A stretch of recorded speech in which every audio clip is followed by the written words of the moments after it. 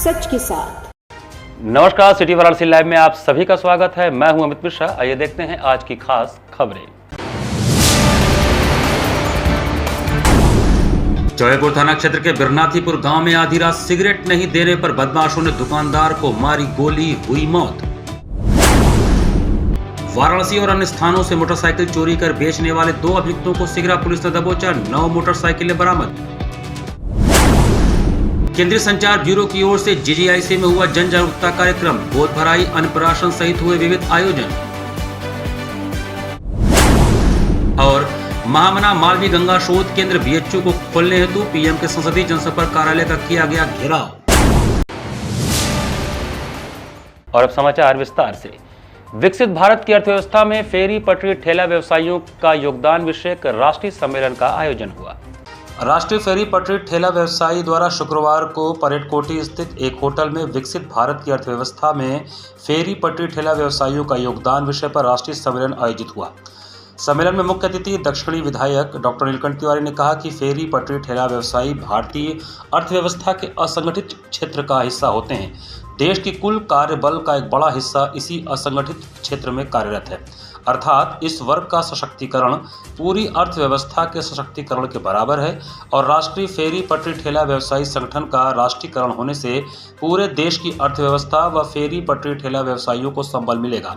विशिष्ट अतिथि के रूप में confederation of free trade union of India के राष्ट्रीय महासचिव नीरज चौबे ने कहा कि राष्ट्रीय फेरी पटरी ठेला व्यवसायी संगठन भविष्य में देश के असंगठित क्षेत्र का सर्वश्रेष्ठ संगठन बनकर उभरेगा।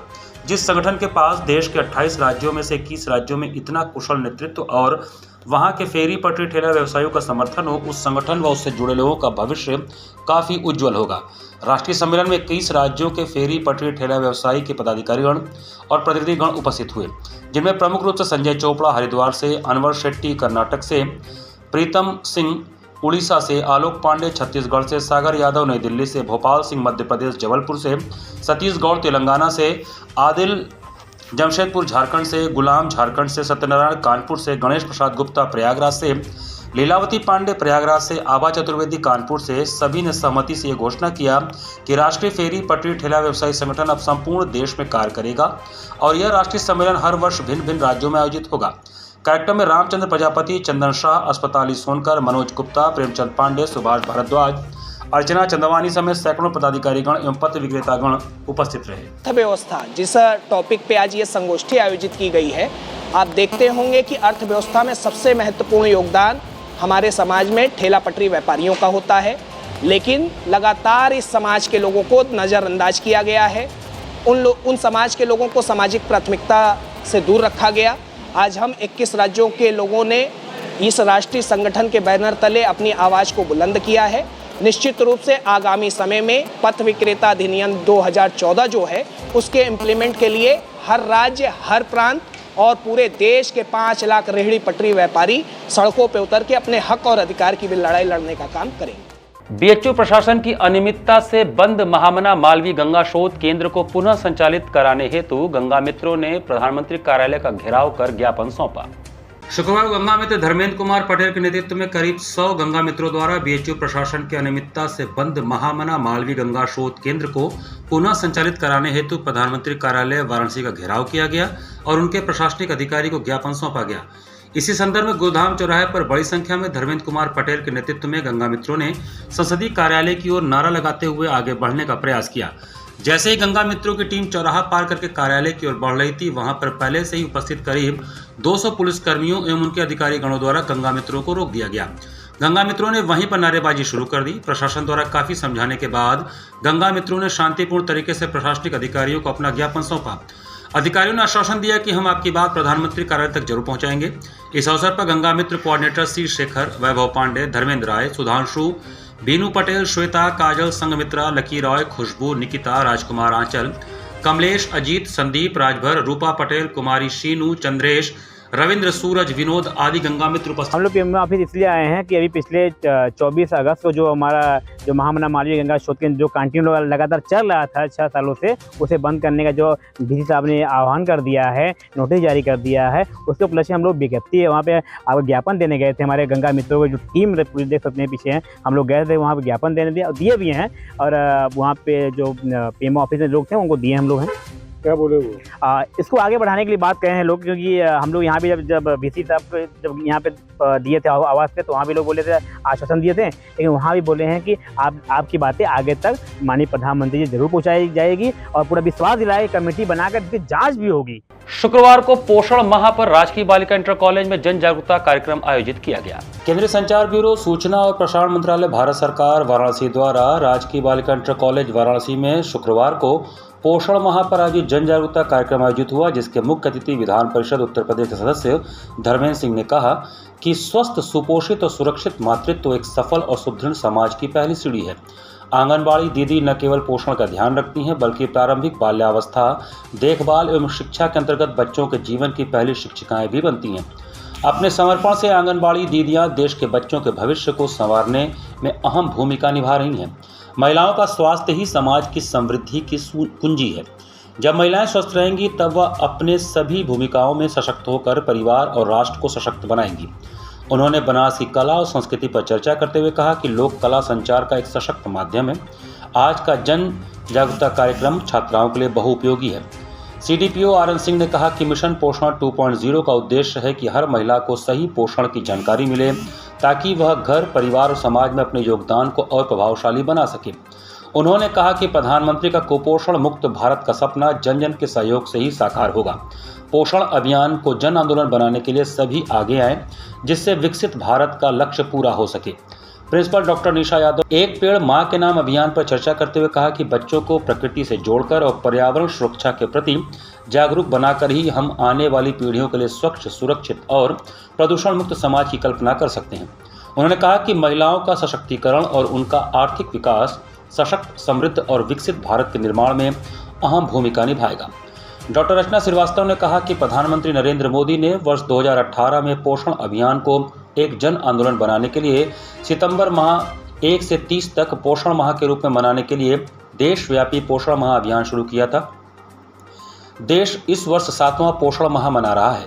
इस वर्ष के पोषण माह का विषय है एनीमिया, विकास की निगरानी, पूरक आहार, पोषण भी, पढ़ाई भी, एक पेड़ मां के नाम और बेहतर प्रशासन के लिए तकनीकी का उपयोग। कार्यक्रम में छात्राओं के मध्य प्रश्नोत्तरी, रंगोली, पोस्टर पेंटिंग और मेहंदी लगाने की प्रतियोगिताएं हुई, जिसके 25 विजेताओं को पुरस्कार एवं प्रमाण पत्र देकर सम्मानित किया गया।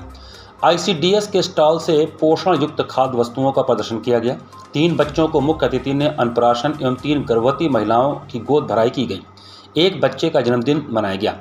एक पेड़ मां के नाम के तहत 2 पेड़ भी लगाए गए। लोकगीत कलाकार रागनी ने गीत प्रस्तुत किया। कार्यक्रम में आकाशवाणी के उपनिदेशक डॉक्टर राजेश गौतम, अंतर्राष्ट्रीय धावक नीलू मिश्रा सहित अनेक लोग उपस्थित रहे। कार्यक्रम का संचालन क्षेत्रीय प्रचार अधिकारी डॉक्टर लाल जी ने किया। आधी रात सिगरेट नहीं देने पर बाइक सवार 2 बदमाशों द्वारा बिरनाथीपुर गांव में एक दुकानदार की गोली मारकर हत्या कर दी गई। वाराणसी के चौबेपुर थाना क्षेत्र के बिरनाथीपुर गांव में आधी रात सिगरेट नहीं देने पर बदमाशों ने दुकानदार की गोली मारकर हत्या कर दी। बाइक सवार बदमाशों ने दुकान के बाहर सो रहे किराना व्यवसायी शारदा यादव को पहले आवाज़ देकर जगाया, फिर एक फेमस ब्रांड की सिगरेट मांगी। शारदा ने चाबी घर के अंदर होने और आधी रात दुकान खोलकर सिगरेट देने से इनकार कर दिया। इस पर बाइक सवारों को गुस्सा आ गया और चौकी पर बैठे दुकानदार का गला दबोच दिया। हमलावरों ने फिल्मी स्टाइल में सीधे गले में गोली मारी, फिर गालियां देते हुए भाग निकले। गोली की आवाज़ सुनकर ऊपर सो रही पत्नी ने शोर मचाया, लेकिन हमलावर मौके से फरार हो गए और शारदा खून से लथपथ पड़े मिले। आनन फानन में अस्पताल ले जाने की कोशिश की गई, लेकिन तब तक व्यवसायी ने दम तोड़ दिया। ग्रामीणों ने आधी रात ही डायल 112 और चौबेपुर पुलिस को सूचना दी। जानकारी पाकर पहुंची पुलिस ने मामले की पड़ताल की और परिजनों से घटनाक्रम जाना। वहीं हत्याकांड के बाद परिवार में कोहराम मचा है और गाँव में सनसनी है। गांव के अलावा आसपास के गांव की भीड़ बड़ी संख्या में शारदा घर के बाहर जुटी है। चौबेपुर थाना अध्यक्ष की सूचना पर वरुणा जोन के DCP Chandrakant Meena, ADCP T Shravan और ACP Sarnath Atul Anjan Tripathi, DCP Varanasi T Saravanan मौके पर पहुंचे। पुलिस ने बाइक सवार बदमाशों के हुलिया को भी जानने की कोशिश की, हालांकि उनके हाथ कोई सुराग नहीं लगा। घटनास्थल पर डॉग स्क्वाड टीम को बुलाकर साक्ष्य एकत्रित किए गए। क्राइम ब्रांच समेत स्थानीय पुलिस गहनता से जांच कर रही है। देर रात कुछ 2 व्यक्ति ने ये सिगरेट लेने के लिए आए थे। देर रात हुए थे, इसलिए जो गुमटी में जो मृतक है, उन्होंने मना कर दिया कि इतना लेट हम नहीं खोल पाएंगे, तो उस वजह से इसको गोली मार के हत्या कर दी। सर आरोपी की कोई पहचान है? अभी जांच में जुटी हुई है पुलिस, और कुल 6 टीमें गठित किए गए हैं। इसमें सर्वेलेंस का भी टीम लगी हुई है, एसओजी का भी टीम लगी हुई है, और जल्दी से जल्दी उनको गिरफ्तार करके अग्रिम विधिक कार्रवाई की। वाराणसी के विभिन्न स्थानों से बाइक चोरी कर बेचने वाले 2 अभियुक्तों को सिगरा पुलिस ने गिरफ्तार किया। डीआरएम ऑफिस वाराणसी और अन्य स्थानों से मोटरसाइकिल चोरी कर बेचने वाले 2 अभियुक्तों को सिगरा पुलिस ने गिरफ्तार किया है। पुलिस ने इनके कब्जे से कुल 9 मोटरसाइकिलें बरामद की हैं। पुलिस आयुक्त वाराणसी के निर्देश पर अपराधों की रोकथाम के मद्देनजर चलाए जा रहे अभियान के तहत सिगरा थाना क्षेत्र में यह कार्रवाई की गई। इस अभियान का नेतृत्व पुलिस उपायुक्त काशी जोन और अपर पुलिस उपायुक्त काशी जोन के निर्देशन में किया गया। सिगरा पुलिस ने मुखबिर की सूचना पर दोनों अभियुक्तों को मालगोदाम रोड के पास कैंट स्टेशन मोड़ से गिरफ्तार किया।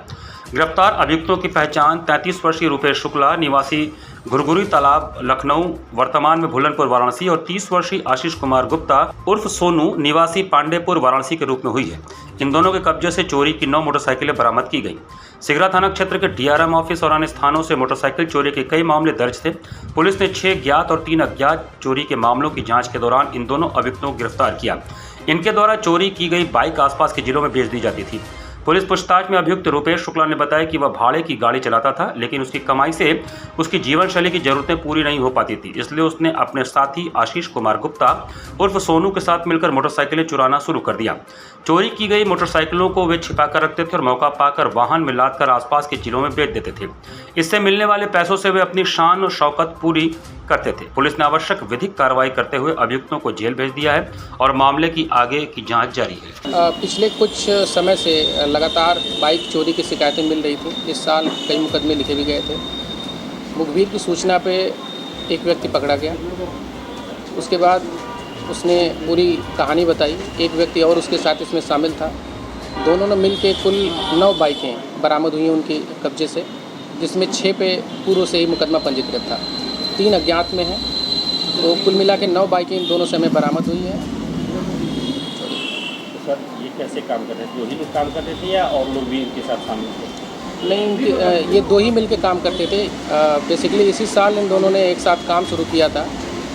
एक है रुपेश शुक्ला जो मूल रूप से लखनऊ का रहने वाला है और यहाँ पे रह के गाड़ी वाड़ी चलाने का काम करता था, प्राइवेट या पूर्व में किसी रेलवे कर्मी के यहाँ भी उसके द्वारा बता रहा है कि गाड़ी चलाता था। अभी प्राइवेट गाड़ी ये चलाता था और डीआरएम ऑफिस के आसपास बाइकें खड़ी देख के जो इसको समझ में आता था कि उसे उठा सकते हैं, उसे चोरी करता था। और ये जो दूसरा व्यक्ति है, ये आशीष गुप्ता, ये मैकेनिक है जो पांडेपुर का रहने वाला है।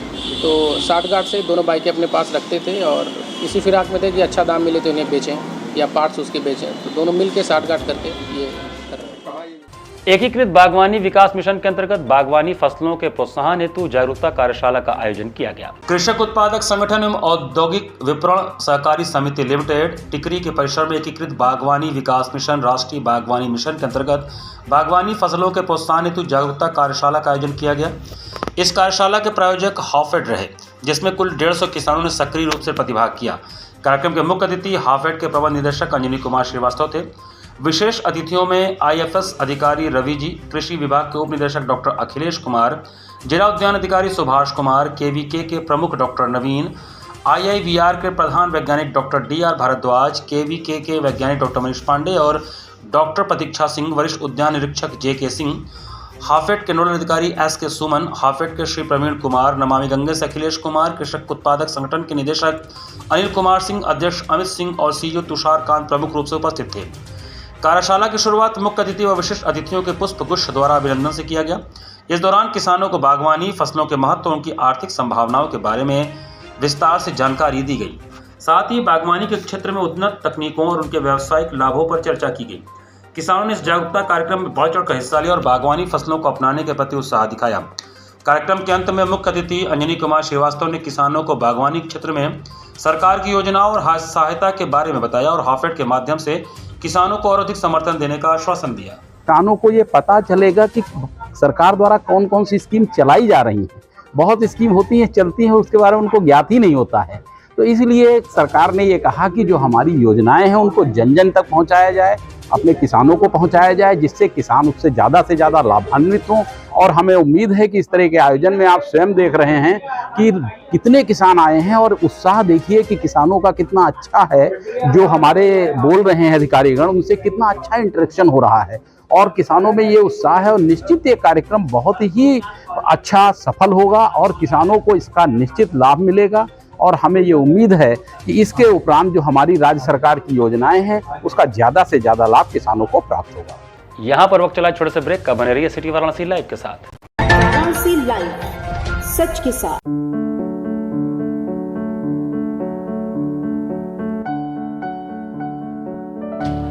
माई campus,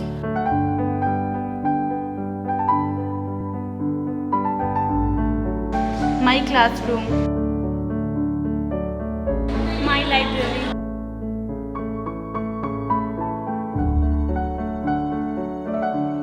my lab, my computer lab,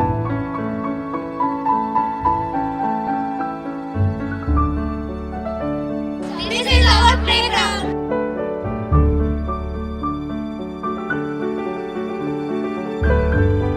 This is our college and we create our future over here. Mahatma Gandhi Kashi विद्यापीठ से संबंधित आचार्य सीताराम चतुर्वेदी महिला महाविद्यालय, डुमरी रामनगर, वाराणसी, बीकॉम एवं बीएससी की छात्राओं के लिए। वाराणसी लाइव, सच के साथ। ब्रेक के बाद आपका स्वागत है। 3 दिवसीय श्री राधा अष्टमी महोत्सव के अंतिम दिन गुरुवार को महामंत्र हरे कृष्ण का जप महर्षि भवन में गूंजा। श्री राधा अष्टमी के 3 दिवसीय उत्सव के अंतिम दिन गुरुवार को महामंत्र हरे कृष्ण का सामूहिक जप वैष्णवों ने किया।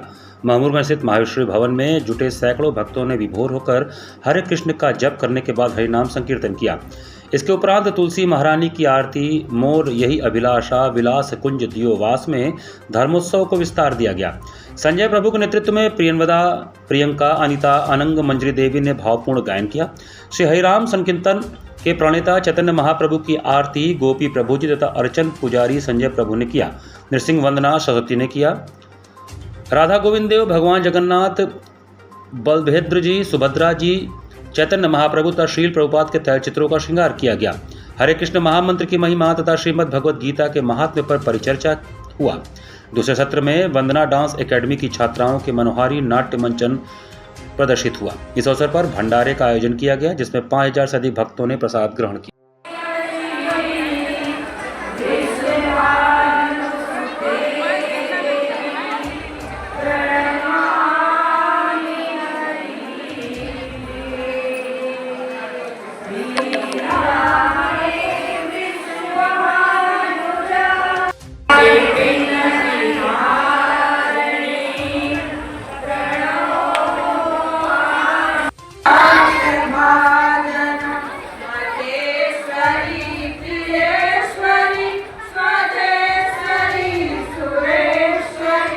बलुआ घाट पर बारादरी का गुंबद गिरने से मजदूर की हुई मौत के बाद शुक्रवार को शास्त्री चौक पर सपा द्वारा धरना प्रदर्शन किया गया। बलुआ घाट पर पक्के घाट के घटिया निर्माण कारण बारादरी का गुंबद गिरने से हुई मजदूर की मौत के बाद शुक्रवार को शास्त्री चौक पर सपा द्वारा धरना प्रदर्शन किया गया। सपा नेत्री पूजा यादव ने कहा कि हर निर्माण कार्य में घटिया सामग्री का इस्तेमाल हो रहा है। अमर यादव ने प्रधानमंत्री के क्षेत्र में हो रहे घटिया निर्माण की ओर इशारा करते हुए चिंता जताई। जितेंद्र मलिक ने भी बड़ा आरोप लगाया। धरना प्रदर्शन में मृतक मेवालाल के परिवार को 50 लाख रुपए मुआवजा और एक सदस्य को सरकारी नौकरी देने की मांग की गई। अंत में मेवालाल की आत्मा की शांति के लिए मौन रखा गया और प्रभारी निरीक्षक को ज्ञापन सौंपकर जिलाधिकारी के माध्यम से सरकार तक पहुंचाने की अपील की गई। प्रदर्शन का नेतृत्व अमन यादव ने किया। धरने में पूजा यादव, संजय यादव, जितेंद्र मलिक, विवेक कहार, आरती यादव, जय सिंह टाइगर सहित कई नेता और कार्यकर्ता शामिल हुए। शुक्रवार को सिंधिया घाट पर नमामि गंगे और महर्षि योगी वेद विज्ञान विद्यापीठ के वेद पाठी बटकों के द्वारा स्वच्छता अभियान चलाया गया। शुक्रवार को सिंधिया घाट का गंगा तट स्वच्छ गंगा निर्मल गंगा के गगनभेदी उद्घोष से गूंज उठा। मौका था नमामि गंगे और महर्षि योगी वेद विज्ञान विद्यापीठ के वेद पाठी बटकों द्वारा चलाई गई स्वच्छता मुहिम का। सबका साथ हो, गंगा साफ हो, आओ घर घर अलग जगाएं, मां गंगा को स्वच्छ बनाए, जैसे स्वच्छता को प्रेरित करते जन जागरण के दौरान सिंधिया घाट के गंगा तट की सफाई की गई। गंगा सेवक नमामि गंगे काशी क्षेत्र के संयोजक राजेश शुक्ला के संयोजन में बटकों ने स्थानीय नागरिकों और पर्यटकों को स्वच्छता की सीख देकर गंगा तलहटी में तैर रहे कपड़े, पॉलिथीन एवं अन्य कूड़े कचरों को कूड़ेदान तक पहुंचाया। सिंधिया घाट पर उपस्थित सैकड़ों पर्यटकों सहित नागरिकों ने स्वच्छता की शपथ ली। नमामि गंगे काशी क्षेत्र के संयोजक राजेश शुक्ला ने कहा कि गंगा भारत का गौरव और पहचान है। गंगा जीवन के साथ भी और जीवन के बाद भी हमारे साथ हैं। गंगा तट की स्वच्छता के लिए जन जन की सहभागिता जरूरी है। स्वच्छता मुहिम में प्रमुख रूप से नमामि गंगे काशी क्षेत्र के संयोजक राजेश शुक्ला, महर्षि योगी वेद विज्ञान विद्यापीठ के बटुक अनुज दुबे, शिवम पाठक, कृष्ण ठाकुर, अंकेश पांडे, ईशांत मिश्रा उपस्थित रहे। सिंधिया घाट पर चहुओर स्वच्छता की गूंज सुनाई पड़ रही है और ऐसा है कि आज यहाँ वेद पाठी बटकों के साथ नमामि गंगे ने मिलकर स्वच्छता के लिए सबको जागरूक किया है।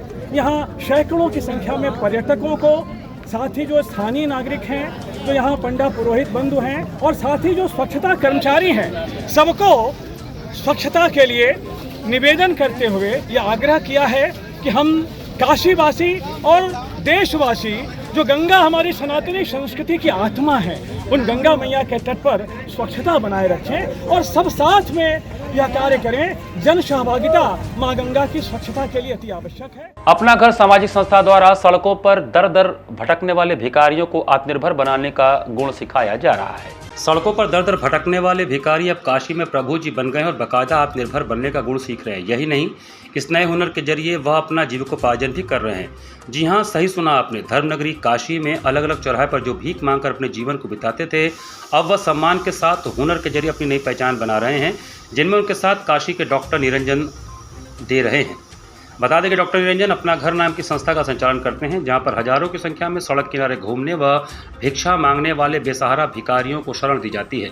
उन्हें सामान्य जीवन जीना सिखाया जाता है। इसी के तहत अब इन भिखारियों को प्रभु जी बनाकर बाकायदा स्वावलंबी बनाया जा रहा है, जिसमें अगरबत्ती बनाना, साबुन बनाना, दोना पत्तल व अन्य सामानों को बनाना यह सीख रहे हैं। खास बात यह है कि इसमें महिला व पुरुष दोनों शामिल हैं। इस बारे में संस्था के संचालक डॉक्टर निरंजन बताते हैं कि हम सड़क पर घूमने वाले बेसहारा भिक्षा मांगने वाले लोगों का रेस्क्यू कर आश्रम में लाते हैं। उनके रहने खाने सभी तरीके की व्यवस्था की जाती है। आश्रम में आने के बाद हम उनका नाम प्रभु जी रखते हैं। यहाँ आने पर सबसे पहले उनका इलाज किया जाता है। स्वस्थ होने के बाद यदि वह लोग अपने घर का पता बता देते हैं तो उन्हें अपने घर भेज दिया जाता है। यदि नहीं जाना चाहते तो उन्हें यहीं रखा जाता है। उनके जीवन को बेहतर करने के लिए उनके कौशल विकास को बेहतर करने का प्रयास किया जाता है, जिसके तहत ये लोग अगरबत्तियाँ, साबुन, दोना, पत्तल बनाने का काम करते हैं और यह सभी बेहद बेहतरीन क्वालिटी के होते हैं। उन्होंने बताया कि अगरबत्तियों में 4 तरीके की अगरबत्ती बनाई जाती है, जो कि फूल व लकड़ी के जरिए तैयार की जाती है। इसमें रोज, बेलपत्र, सैंडल, केवड़ा शामिल है। इसके साथ ही जो साबुन बनाए जाते हैं वह भी पूरे तरीके से प्राकृतिक होते हैं। इनमें ग्लिसरीन का बेस होता है, उसमें हल्दी, नीम, गुलाब शामिल होता है। साथ ही घरों से हम लोग नित्य प्रयोग अखबारों को लेकर के महिला प्रभु जी के जरिए पैकेट बनवाकर इनको दवाओं की दुकानों पर वितरित किया जाता है। हर दिन दोपहर 12 से 4 भी सभी लोग इस काम में लगे रहते हैं। आगे वो बताते हैं, हमारा उद्देश्य है कि कल को यदि ये लोग अपने घर जाते हैं या अलग से अपना जीवन यापन करना चाहते हैं तो उनके पास हुनर हो, जिसके जरिए वह अपने जीवन और अपने परिवार को बेहतर बना सकें। उन्होंने बताया कि इनके द्वारा बनाए गए सभी सामानों में भिखारी मुक्त शहर का संदेश भी दिया जाता है और हमारे लोगों से अपील रहती है कि यदि आपको भिखारी दिखे तो आप उसे भीख देने के बजाय उसे पके हुए भोजन दें, क्योंकि यदि हम भीख देना बंद कर देंगे तो धीरे धीरे भिखारी समाप्त हो जाएंगे। अपना घर आश्रम जो सड़कों पे निराश्रित असहाय अवस्था में पड़े रहते हैं, भिक्षावृत्ति को जो लोग मजबूर हो जाते हैं, ऐसे लोगों को रेस्क्यू कर आश्रम लाकर उन्हें निःशुल्क भोजन, कपड़ा, दवाई इत्यादि व्यवस्थाएं दी जाती हैं। आश्रम में उनके स्वास्थ्य में सुधार होते ही अगर उन्होंने घर का पता बता दिया तो अपने घर चले जाएंगे। अगर नहीं उन्हें का कोई घर है, कोई अपना नहीं है, तो आश्रम में है और उनके जीवन को रिहेबिलिटेट करने के लिए, उनके कौशल विकास के लिए प्रयास किया जा रहा है। यहाँ पर अगरबत्तियाँ बनाई जा रही हैं, 4 फ्लेवर की अगरबत्तियाँ हैं, रोज़ है, सैंडल है, केवड़ा है, बेलपत्र है। साबुन बहुत ही बेहतरीन क्वालिटी के साबुन प्रभु जी के द्वारा बनाए जा रहे हैं अलग अलग फ्रेगरेंसेज में। इनके द्वारा जो हमारे घरों में निष्प्रयोज्य अखबार होते हैं, उन अखबारों को हम लोग जमा करके उससे कागज़ का ठोंगा बना रहे हैं और हमारा प्लान है उसमें जो प्रभु जी इसमें बना रहे हैं उनके द्वारा इनको हम लोग जो दवा की दुकानें हैं जहाँ पर कि कागज़ के ठोंगे का इस्तेमाल हो सकता है, वहाँ बंटवाया जाए ताकि प्लास्टिक का यूज़ बनारस में कम से कम हो। इसके अलावा यहाँ पर दोना पत्तल बनाने की मशीन भी लगाई गई है, माननीय मुख्यमंत्री जी के द्वारा लगाई गई थी, जिसमें कि इन लोगों को रिहेबिलिटेट करके वो लोग एक दिन में 1 घंटे में 1-1000 दोना पत्तल बना देते हैं। तो ये इनके व्यावसायिक प्रशिक्षण के लिए, ताकि कल को अगर घर जाते हैं तो ये अपने सुविधानुसार उसमें कहीं न कहीं मदद करके इनको दिया जा सकता है कि भाई अपने घर जा कर के ये व्यवसाय शुरू कर सकते हैं। इसी के साथ सिटी वाराणसी लाइव का ये संस्करण हम ही समाप्त करते हैं। मुझे दीजिए आज्ञा, नमस्कार।